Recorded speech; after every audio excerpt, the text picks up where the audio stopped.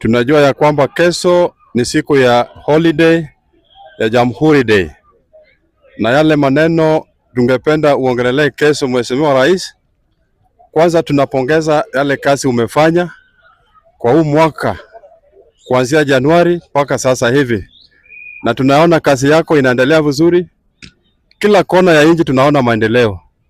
Hivi juzi tuliona ulianzisha ile miradi ya kupanua hii barabara ya Nakuru Highway kwenda mpaka Salga. Mheshimiwa Rais, tunakupongeza kwa hilo jambo.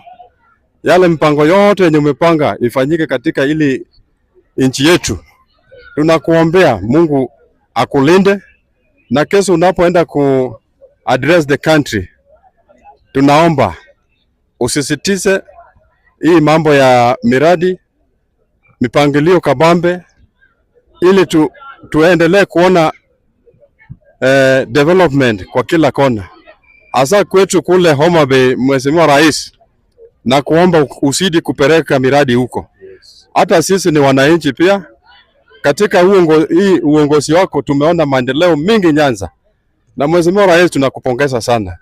Mimi natoka eneo la Homa Bay na matunda yako inaonekana Homa Bay. Na inaonekana juzi jana tulikuwa na Mheshimiwa Eliud Owalo kuinspect ile miradi ya serikali yenye inaendelea katika eneo jimbo la Homa Bay.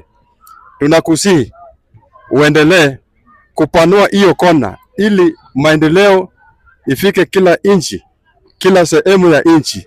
Mheshimiwa Rais, tunakuombea amani. Tunakuombea uwe na afya njema, na tunajua kwa mapenzi ya Mwenyezi Mungu, 2 term is unavoidable. 2 term inakuja kupitia kwa matendo yako. Rais, umefanya kazi na tunajua bado unaendelea kufanya kazi.